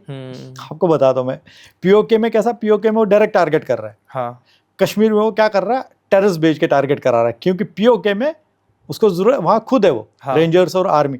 यहाँ पे वो टेररिस्ट भेज के कश्मीरी को, क्योंकि दोनों साइड के कश्मीरियों को कौन मार रहा है, पाकिस्तान आर्मी। अभी भी जो मतलब कश्मीर में हो रहा है अटैक्स, ये कौन कर रहा है, पाकिस्तान कर रहा है। लेकिन तो अपनी जो उसके टेररिस्ट है, जिसमें हाफिज सईद हो, आप देखेंगे मसूद अजहर हो, ठीक है, उसके बाद सलाहुद्दीन बैठा है वहाँ पे, मतलब ये सब वही बैठा है ना। लेकिन आज नहीं तो कल सर इनका अंत जरूर है, नहीं, क्योंकि लिखा है ना कि ऊपर वाले के यहाँ देर अंधेर नहीं, टाइम लगता है लेकिन अंत होता है। घुटने पर सब आएंगे। बड़े बड़े हमने देखे जो आतंकवादी थे ना कश्मीर में, बड़े बड़े तुरम खान, जिनको मतलब सब मिट्टी में मिल गए, जैसे कहाँ है, खत्म। यहाँ मोदी गवर्नमेंट छोड़ने वाली नहीं है। आप देखो बुरहान वानी, हाँ, इतना पोस्टर बॉय बन के घूमता था, स्कोचे से गया, खत्म। आज किसको याद है? वही एरिया में हमारा एक लड़का था कश्मीरी, शहीद हुआ था, नजीर वानी। हर साल उसका दिन मनाया जाता है, ठीक है, उसने देश के लिए शहादत दी थी, ठीक है, शहीद हुआ। तो अशोक चक्र सेना मेडल बाहर है वो लड़का, याद किया जाता। एक ही एरिया के थे, मैं उसी में होता, एक एरिया में 2 लोग थे, एक नजीर वानी, एक बुरहान वानी। बुरहान वानी को आज कुत्ता नहीं पूछता है, लेकिन नजीर वानी का हर साल वहाँ दिवस मनाया जाता है। ये चीज़ चाहिए। मैं इसलिए लोगों को कहता हूँ, यार तुमको बुरहान वानी बनना है या नजीर वानी बनता है, चॉइस तुम्हारी, चॉइस आपकी। बिल्कुल। तो सर जिस तरह से आप लगातार लोगों को अवेयर कर रहे हैं, इन चीज़ों में इन्वॉल्व हैं, तो क्या कभी किसी ऑपरेशन में भी रहे आप इंडियन आर्मी या फोर्स के साथ? देखो कोई ऐसा इंटरेस्टिंग किस्सा आपके पास? देखो बहुत सारे हैं बहुत सारे ऐसे ऑपरेशन है जो किए हैं हमने विद इंडियन आर्मी के साथ। लेकिन कुछ चीज़ें ऐसी होती कि शायद रिस्ट्रिक्शंस की वजह से जी मैं शेयर नहीं कर पाऊंगा। हाँ, अच्छा, चैलेंज क्या था? कभी को सोचा कि यार मैं ये करने तो जा रहा हूँ, ये हो पाएंगी चीज़ें या नहीं हो पाएंगी? नहीं, पहले था, क्योंकि बहुत सारी धमकियाँ मिलती थी, जान से मारने की धमकियाँ मिली, भाई दोबारा इसमें मत जाना, हम तुमसे माफ़ी मांगते हैं। यहाँ तक कि मैंने बहुत सारे लोग देखे, हमारे पड़ोसी भी मेरे जान के पीछे पड़े हुए थे कि इसको कैसे भी करके हम यहाँ से उठवा दे मेरे ऊपर देशभक्ति लेकिन खत्म नहीं होती ना, इन डर से, इन ये धमकियों से देखो, देशभक्ति देखो, कभी खत्म नहीं हो सकती एक इंसान मेरा की। आपको एक ही चीज़ कहता हूँ, मेरा एक ही है, मैं जो चीज़ मैं सांस लेता हूँ तो मेरा देश है यार, ठीक है, मैं मेरे देश के लिए जीता हूँ, मेरे देश के लिए मरता हूँ, क्योंकि सबसे पहला आपका ईमान आपका यही है कि आप जिस देश में रहते हो उसके साथ वफादारी करो। एंड अगर आप देश के साथ वफादारी नहीं करोगे आप किसी भाई के मेरे साथ पास वफादार ना तो नहीं आप इंसान हो ना आप मुसलमान हो, हकीकत क्योंकि बात आपका है। मजहब जो है यार इंसानियत होना चाहिए, इंसानियत ही आपका सब कुछ है, तभी आप आगे बढ़ सकते हो। क्योंकि चलो एक किस्सा आपको बता ही देता हूँ आज, ठीक है। एक टाइम था, मेरे पास रात को एक बंदे ने कॉल किया, बोला सर, मैं हाँ, बोलता है सर कुछ टेररिस्ट फलानी जगह आए हैं जी, ठीक है। तो मैं बोला, तो बोलता है मेरे घर पे बैठे हैं 4, लेकिन मेरे घर को कुछ होना नहीं चाहिए आपके हाथ में। एंड उस टाइम का वो जैश का चीफ था। अच्छा, जैसे कॉल एक्चुअली आदम खोर, नाम बताता हूँ आपको, ओके उसका नाम था आदम खोर जी। तो मैंने बोला ठीक है, तो बोला मैं गया वहाँ पे, कंपनी कमांडर बोला सर जाना है, तो बोला ठीक है चलो। तो गए हम लोग, रात को 9 लोग गए हम लोग, करीबन 2:35 पे जहाँ हमें खबर मिली थी इनपुट, हम वहाँ बैठे जंगल में, घर को नहीं छेड़ा। अच्छा। जब घर से वो बाहर आए एंड हमने उनके ऑपरेशन किया, वो 4 टेररिस्ट उसमें हमने मार दिए थे, टॉप जैश के टॉप कमांडर थे चारों, अच्छा, ठीक है, जिसमें हमारे एक सूबेदार मेजर मदन सिंह साहब शहीद हुए थे, ठीक है। वो दिन मुझे एक बोलते ना मतलब मौत का खौफ, नजदीक से देखा मौत को। नज़दीक से नहीं हुआ। क्या उस दिन जब हम बैठे थे ना, हाँ, तो हम लोग 9 लोग थे टोटल, अच्छा, वो टेररिस्ट थे 4। 9 लोगों में क्या हुआ, हम 2 बैठे थे साथ में, 3 नीचे फैल के बैठे थे। लेकिन जब टेररिस्ट आए ना 2:35 रात को, जब टेररिस्ट आए, मैं यहाँ बैठा था, टेररिस्ट यहाँ से क्रॉस हुआ, अच्छा, ठीक है। तो जब टेररिस्ट यहाँ से क्रॉस हुआ, वो भी शायद नींद में ही था, 2:30 बजे का टाइम था रात को, तो उसने मेरे को देखा नहीं। शायद अगर वो देखता तो वहीं मुझे, पाकिस्तानी था, वो पाकिस्तानी टेररिस्ट तो वेल ट्रेन होते हैं, कि पाकिस्तानी कमांडो फोर्स ट्रेन कराती है। तो फिर उस दिन मुझे मौत का एहसास हुआ यार, मैंने मौत को कितने करीब से देखा। फिर जब वहाँ से गोलियाँ आई, तो मेरे बाजू में जो साहब बैठे थे उनको गोली लगी, मदन साहब, अच्छा, वो शहीद हुए। एंड मुझे मतलब गोली आई, लेकिन ड्रेस था पहना उसके उधर से निकली, अच्छा, होल हुआ ड्रेस को। तो उस दिन मतलब मैंने फर्स्ट टाइम बहुत करीब से मौत को देखा था। एंड फिर सोचा मैंने यार मरना तो एक दिन है ही, ठीक है देखते हैं, हार लेकिन नहीं मारी। हाँ, वो मैंने बहुत क्लोज से वो देखा था मौत को ना, जब मैंने बहुत क्लोज से देखा था मौत को। फिर तो ऐसे तो बहुत वाक़े आए, गोली भी मारी मुझे, वो तो मैं क्योंकि कूद गया करके बच गया। मेरे साथ दूसरे लड़के थे, वो दोनों बेचारे वहीं पे शहीद हुए थे, मैं बच गया था उसमें भी। वो चीज़ें बहुत हुई है, लेकिन कभी हम तो कभी इंडियन आर्मी ज्वाइन करने का मन में ख्याल नहीं आया, जब इतना सब कुछ था शुरुआत से? एक 12 साल का बच्चा जिसके अंदर तब देशभक्ति जागती है, तो कभी लगा नहीं कि इंडियन आर्मी में भी आना चाहिए? मैं आर्मी में भी गया। अच्छा, गए? मैं इंडियन आर्मी में गया, ठीक है। तो इंडियन आर्मी मेरा सारा सपोर्ट किया उन्होंने उस टाइम। तो फिर क्या हुआ, बाद में मेरा जस्ट सारा कुछ हो गया, सिलेक्ट भी हो गया, मैं सब कुछ हो गया, मैंने बोला मैं नहीं जाऊँगा। तो मेरा एक दोस्त है, उसको भेज दिया, वो गया, वो अभी पैरा में 9 पैरा में। अच्छा। तो मैंने बोला यार मैं ऐसे ही यहाँ पे बैठ के, वहाँ मुझे सेवा करने का मौका नहीं मिलेगा टेररिज्म, क्योंकि मेरा मकसद अलग था टेररिज्म के अगेंस्ट।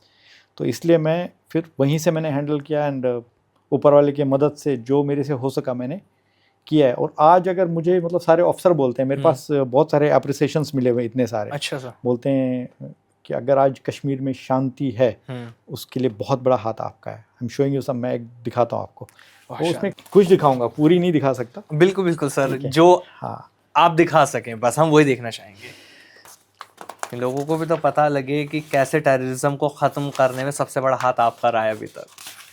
नहीं है तो बहुत सारी, ऐसे वही बता रहा हूँ। जैसे ये रहा, इसमें मैं नाम छुपा दूंगा जी, ठीक है, खाली इतना देखना कि वो अफसर का नाम नहीं दिखा सकता। हाँ, एप्रिशिएशन आपको मिला हुआ है। नीचे देखो इसमें क्या लिखा, पढ़ो नीचे, आप नीचे का पढ़ो line. Mr. Sunas worked selflessly and tirelessly in anti-terror operation with me into Sector RR from July 2003 till Feb 2025 and has displayed extraordinary courage since appointment and nationalism.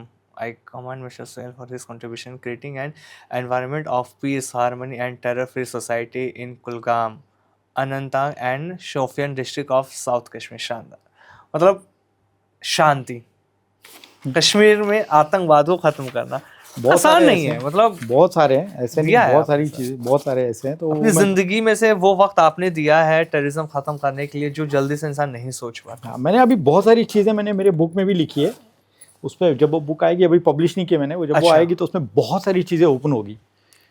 कैसा लगता है, कितना गर्व महसूस होता है खुद पर कि हाँ। यार मैं हमेशा गर्व महसूस करता हूँ, क्यों? मैं मेरे देश के काम आया हूँ, ठीक है, मैं मेरे देश के काम आऊँ। अगर मेरी जान, मैं बोल रहा हूँ, मैं आपको यहाँ इतना बिंदास बोल रहा हूँ ना, अगर मैं मर भी जाऊँ ना यार, कोई डर नहीं है कि मैं सोचूंगा यार मेरे देश के काम आया हूँ। हमारे बहुत सारे अफसर ऐसे हैं ना आज जब मुझे मिलते हैं, वो मैं जाता हूँ, रहता हूँ मिलने के लिए, जी। अभी हर कहीं ना मिलते हैं वो, तब के अफसर हाँ, आज हाँ, भी बोलते हैं यार तेरा ना परमवीर चक्र का हक है तेरा। आज भी मुझे कहते हैं तेरे लिए परमवीर चक्र होना चाहिए था, लेकिन कुछ सिक्योरिटी रीजन की वजह से हम तुझे दे नहीं पाए, नहीं तो तेरा परमवीर चक्र का पक्का था जिस पक्का तरह बनता से है। आपने काम किया अभी तक, आज तक करते हैं और करते भी रहेंगे। जब देखो तक देश बिल्कुल हमारा है, बिल्कुल सर, इससे बढ़कर कुछ हम नहीं इसके हैं, हमें यही रहना है, यही जीना है, यही मरना है। और अगर हम नहीं सोचेंगे यार कौन सोचेगा? यार यहाँ सब सब यार एक जैसे हैं भाई। मैं बोल रहा हूँ कोई किसी को लेना देना नहीं। कुछ लोग होते हैं यार करते हैं, लेकिन मैं बोल रहा हूँ किसी को, कोई सरकार है ना यहाँ पे, इसको हाँ। मैं बोल रहा हूँ, मैं बोल रहा हूँ यार सरकार के साथ खड़े रहो। कोई भी सरकार रहने दो यार, जो सरकार रहती है ना उसके साथ खड़े उस रहो। माइंड वॉश को खत्म हाँ। कर दो कि मुसलमानों को खतरा, हिंदुस्तान में कोई खतरा नहीं कोई है खतरा किसी नहीं है, तरह का। कोई खतरा नहीं है भाई। सिर्फ खतरा उस घटिया और गंदी सोच का है जो पाकिस्तान दे रहा था लगातार। पाकिस्तान और यहाँ भी बहुत लोग ऐसे हैं जो आपको इस चीज़ के लिए बोलते हैं, बिल्कुल सर, लेकिन अभी भी वो है। अगर आप उनको जवाब दोगे, अगर आप इस वक्त मेरे पास आओगे, मैं एक एग्जांपल दे रहा हूँ, आप मेरे पास आओगे, बोलोगे सोहेल भाई यार आप अपने मुस्लिम भाई हो, मैं हाँ भाई है यार, ये गलत हो रहा है, तो मुझे आपको बोलना चाहिए मेरे भाई यार देश हमारा है, अगर गलत हो रहा है ना, चल हम जाते हैं ना, बिल्कुल पूछते हैं भाई क्यों गलत कर रहे हो। आप यहाँ पे और 10 लोगों को भड़काओगे, उसमें आप एक नई स्टार्ट करोगे, नया पर यार क्यों कर रहे हो भाई? सरकार हमारी है, हमने बनाई है, हम इनको, क्योंकि लोग ही बनाते हैं ना यार, हमें इनके साथ खड़ा रहना चाहिए। यार आप कह रहे हो गलत हो तभी रहा तो है, सरकार हमारे लिए काम कर रही है ना। अगर हम इनके लिए नहीं सोचेंगे तो हमारे लिए कौन सोचेगा? गलत उसी के साथ होता है जो गलत करता है, हकीकत है। ठीक है। मुझे लगता नहीं यार आपके साथ, आप भी एक मुझे, आपके साथ कभी कुछ गलत हुआ होगा, हुआ है? बिल्कुल। मैं भी यार रह रहा हूँ इस देश में, मैं बोल रहा हूँ, लोग बोलते हैं अगर हम सही है ना सर, कभी गलत नहीं हो सकता। बहुत बार मैंने लोगों ने देखा, बिल्कुल। मुझे बोला कश्मीर के लोगों ने यार हिंदुस्तान में लोगों को पीटते हैं, हाँ। मारते हैं। मैं हिंदुस्तान का हर कोना घूमा, कितना, हर कोना हिंदुस्तान का घूमा, कभी मुझे एक पुलिस वाले ने नहीं पकड़ा भाई तो कश्मीरी है, नहीं पकड़ा यार, क्यों? मैंने कुछ भी किया नहीं, मुझे क्यों पकड़ेगा यार? कश्मीर में तो क्या हो गया, हूँ तो हिंदुस्तानी, सबसे बड़ी चीज तो मैं हिंदुस्तानी हूँ। कश्मीरियों को तंग किया जाता, भाई मैं भी कश्मीरी हूँ भाई, मुझे तो कभी किसी ने तंग नहीं किया, तू कश्मीरी है, तू ये है वो है, कभी नहीं बोला किसी ने। मैं फकर से बोलता अगर मुझे कोई, हाँ भाई मैं कश्मीर का हूँ जी। यार क्या डर है कश्मीर का? ये तुम, अगर हमारी सोच, हाँ ये मैं कहता हूँ, जिस बंदे के अंदर सोच गलत है वो कहेगा मैं हिंदुस्तान का नहीं, मैं कश्मीर का हूँ, वो गलत है। हाँ। तो कह मैं हिंदुस्तान कश्मीरी हूँ। हाँ, कश्मीर भी तो हमारा ही है। तो किसका है वो भाई? तो हमें काहे के डर है, काहे की शर्म से बोलने में? लोगों को हिस्ट्री उठा के देखनी चाहिए, कश्मीर हिस्सा है किसका? भारत का हिस्सा है। लोग कहते हैं ये है वो है, जब यार मेरे भाई, जब आपको पाकिस्तान के कबाइलियों ने ना, जब आपको बैंड बजाई थी ना, तब यही हिंदुस्तान आई थी आपको बचाने के लिए। जब आपकी माँ बेटियों को उठा के ले जा रहे थे पाकिस्तानी, इन्होंने ही सर छुपाने के लिए जगह दी थी, तब यही लोग आए तुम्हारी सेफ्टी, बिल्कुल सर, तुम्हें इन्होंने बचाया। जब कश्मीर में लड़कियों को उठाया जा रहा था, तब यही सेना आई थी हिंदुस्तान की, ये लोगों ने कुर्बानियां दी थी। तब वही शेरवानी था, मकबूल शेरवानी, याद करो, वो भी तो तुम्हारा कश्मीर का भाई था ना। बिल्कुल। मकबूल शेरवानी ने कुर्बानी दी, उसको मतलब पाकिस्तानियों ने उस टाइम उसको कील ठोके मार दिया, बेचारे को शहीद कर दिया। वो मकबूल शेरवानी को भूल गए तुम लोग यार? ये भी तो वही पाकिस्तानी थे जो मकबूल शेरवानी को कील ठोक के उसने बारामूला में, अगर वो उस दिन उनको रास्ता नहीं भटका था पाकिस्तानियों को, तो आज कश्मीर की हालत कुछ और होती।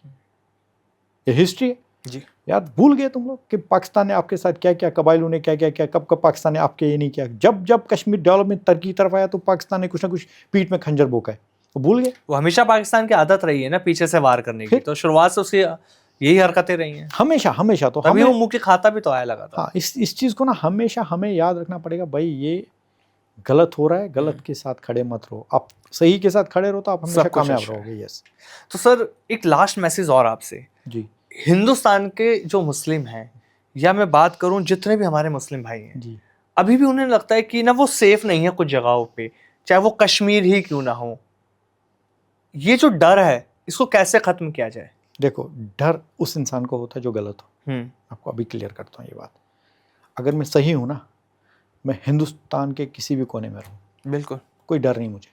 मैं यहाँ दिल्ली में बैठूँ, चाहे मुंबई में बैठूँ, चाहे कश्मीर में बैठूँ, कहीं भी बैठूँ, मैं डरता नहीं हूँ भाई, बिंदास। क्योंकि मुझे यार पता है मैं गलत नहीं हूँ। अगर आपके अंदर कुछ गलत फहमी है, इसका मतलब आप गलत हो।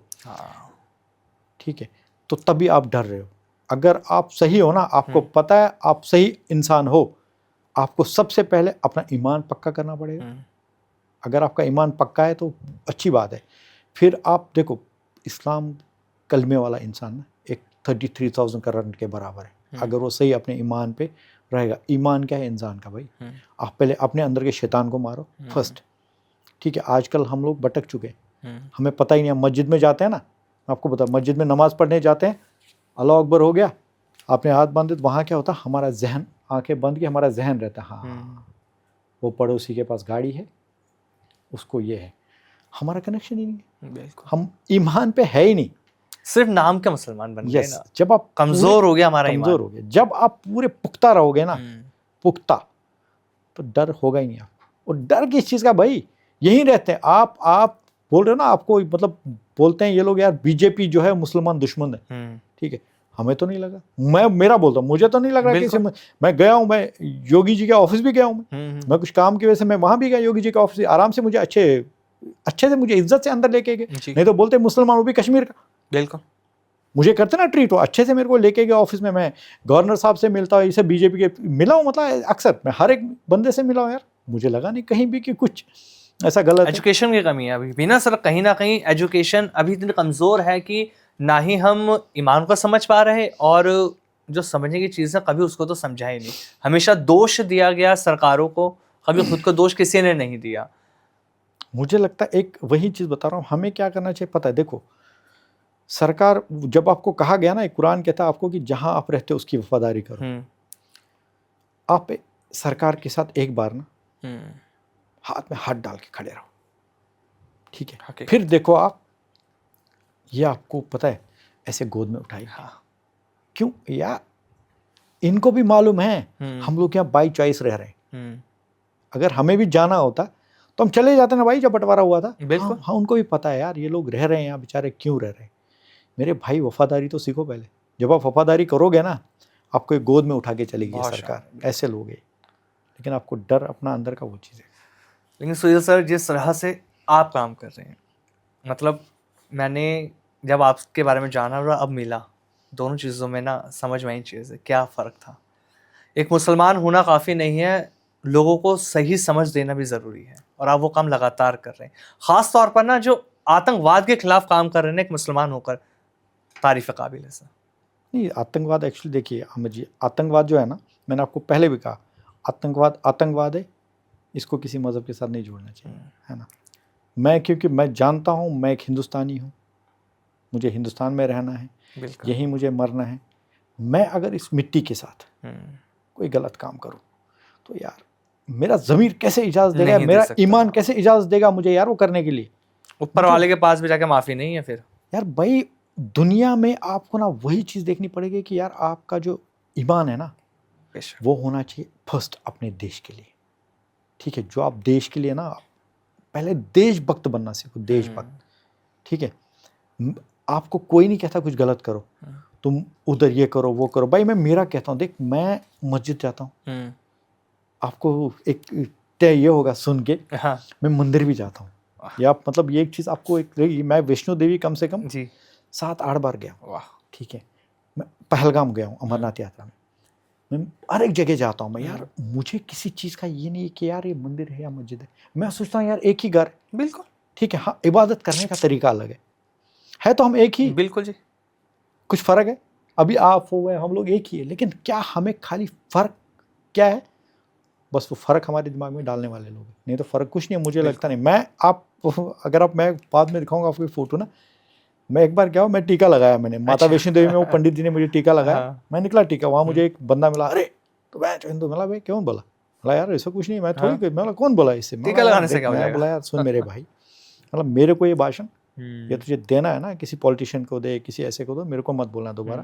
मैं मेरी ज़िंदगी जीता हूँ, मुझे कैसी जीनी मुझे पता है। मैं बोला मेरे लिए कोई चीज़ ये नहीं, मैं मेरी ज़िंदगी जीता हूँ। मेरी ज़िंदगी मुझे कैसी जीनी है ना, तो मुझे तुम जैसे लोगों से सीखना तो मुझे मेरे घर वालों से भी। हमेशा मेरे घर वाले भी ऐसे ही है, सीधे। भाई मैं बोला भाई सीधी बात है, हम लोग जो है फर्स्ट इंसान है, धर्म बाद में। बिल्कुल धर्म वर्म का कोई लेना देना नहीं मेरे से। मैं एक ही चीज़ सोचता कि यार आप इंसान की तरह जियो, मज़े से जियो, किसी को मतलब दुख मत पहुंचाओ। बिल्कुल सर। मैं कहीं चीज़ों में मैंने मतलब मुंबई हमारी सोसाइटी है, आपको हाँ। मैं मतलब एक उस पे ले जाऊंगा थोड़ा सा, ये रिलीजन पे। हमारी सोसाइटी में मिक्स लोग रहते हैं, मतलब हिंदू मुस्लिम कैथलिक सब है वहाँ पे। वहाँ पे एक्चुअली पंडित लोग हैं कुछ, जो यूपी से बिलोंग करते हैं, कोई कहीं से करते हैं। जब मैं वो सोसाइटी में शिफ्ट हुआ 2019 में, तो वहाँ रोज़ झगड़े होते थे। झगड़े क्या हो रहे थे भाई, कुर्बानी पे। अच्छा, ठीक है, यहाँ कुर्बानी नहीं होगी, वो बोलते थे मुस्लिम करेंगे। तो फाइनली मैं जब वहाँ सेक्रेटरी बना सोसाइटी का, तो मीटिंग थी, ईद आने वाली थी, कुर्बानी ईद, तो मीटिंग थी। मीटिंग में सारे लोग थे, उसमें करीबन आप देखेंगे 20 लोग थे। 20 लोगों में करीबन 11 मुस्लिम 9 हिंदू थे, और मैं भी था। तो बातचीत चली, सब लोगों ने आपस में मतलब पता ही आपको बढ़ गया, नहीं हम कुर्बानी करेंगे। तो मैंने उसमें से एक बंदा था, मतलब अब ठीक है सोसाइटी में रहता, नाम नहीं बताऊँगा, वो बोलने लगा ये है वो है, हमारा इस्लाम हमारा है। मैंने बोला भाई मेरे, अब मैं जब इस्लाम की बात है तो मैंने उसको बोला रुक मेरी। मैं बोला तू क्या चाहता है, कुर्बानी करना? बोला किसके लिए कुर्बानी कर रहा है, एक सवाल मैंने उसको किया। बोलता है यार हमारा अल्लाह कहता है। मैं बोला अल्लाह कहता है ना? बोला ठीक है, बहुत अच्छी बात है। बोला आप मतलब अल्लाह को बहुत मानते हो, लेकिन अल्लाह ये भी कहता है। मैंने उसको मतलब अल्लाह ये भी कहता है अगर तुम्हारी वजह से किसी इंसान को तकलीफ हो तो वो काम मत करो। बिल्कुल हकीकत है।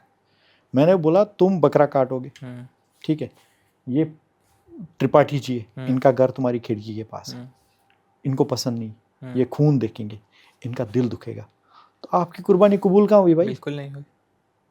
मैं बोला एक दिल दुखा ना आपकी वजह से बंदे का, बोला कुर्बानी कहाँ से कबूल हुई, दिखाओ मुझे, आप दिखाओ ये कहाँ लिखा है। हाँ। मैं बोला अगर आपकी कुर्बानी कबूल हो, वो आप ये मत सोचो ये मुस्लिम हिंदू, मैं बोला ये मत सोचो, ये सोचो किसी बंदे का दिल दुख रहा है, उस कुर्बानी का फिर तो कोई फायदा नहीं क्या हुआ ना। फायदा? मतलब कुर्बानी वो होती अगर आप खुशी से, सारे खुश होने चाहिए। मैं बोला अगर ये यहाँ पे 50 फ्लैट में 20 फ्लैट वाले कह रहे नहीं करना, मत करो कि उनका।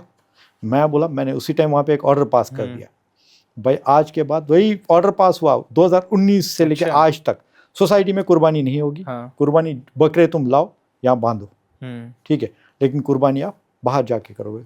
तब से 2019 से अब तक कभी वहाँ पे कोई तूता नहीं हुआ। मैंने उनको प्यार से समझाया इस्लाम का मतलब, इस्लाम क्या कहता है? इस्लाम कहता है किसी को दुख मत दो, किसी को तकलीफ मत दो, चाहे वो हिंदू हो या कोई भी, किसी भी मजहब का। आप तकलीफ देकर नहीं आगे बढ़ सकते। कहाँ का आपको ऊपर वाला माफ करेगा? खुदा खुश ही नहीं होगा, उस खुदा को तो खुश करना चाह रहे हो, कैसे खुश हो जाएगा तकलीफ दोगे किसी को? यही चीज मैं सब लोगों को कह रहा हूँ यार, अगर आप किसी को तकलीफ देके चाहते हो कि मैं खुश हूँ, कभी नहीं हो सकते। बिल्कुल सर। पहले आप किसी अगर पड़ोसी का सोचो, वो अगर सही, चाहे वो कोई मजहब का, तो क्योंकि आपको यही जिहाद है यार आपके लिए। क्योंकि कुरान शरीफ में भी ये लिखा है ना कि अगर आपके आस पड़ोस में कोई भूखा सो रहा और आपने खाना खा लिया तो वो आपके लिए हराम था खाना जो आपने खाया। ये है इस्लाम। नबी गांधी जी ने लिखा, आपने बोला जो सबसे बड़ा प्रोफेसर था वो नबी अकरम सल्लल्लाहु अलैहि वसल्लम, ग्रेट प्रोफेसर इस वर्ल्ड। क्यों? क्योंकि यार उनके ऊपर पत्थर भी मारते थे, क्या क्या लोग करते, लेकिन उन्हें कभी किसी ऐसे तो नहीं मारा भी। किसी को जवाब में हमेशा हंस के जवाब दिया उन्होंने। और तुम यार ऐसी बात करते हो तो वो चीज़ें होती है यार। ये एक एक्चुअली मुसलमान को ये चीज़ सोचनी चाहिए। बहुत शानदार। मतलब ये मैसेज नहीं है, ये आँख खोलने के लिए था, ये हकीकत से आपने रूबरू करवाया। मुझे उम्मीद है सर जो व्यूअर्स ने इस पॉडकास्ट को पूरा देखा होगा ना, उस साथ बहुत कुछ मिला होगा। खास तौर पर उन लोगों के लिए जो हमेशा हिंदू मुस्लिम में फंसे रहते हैं ना, वो इस पॉडकास्ट को देखकर इन चीज़ों से बाहर निकलेंगे। Thank you so much sir. Suhail sir इतना शानदार पॉडकास्ट आपके साथ रहा, बहुत मजा आया। जी thank you, thank you, thanks a lot.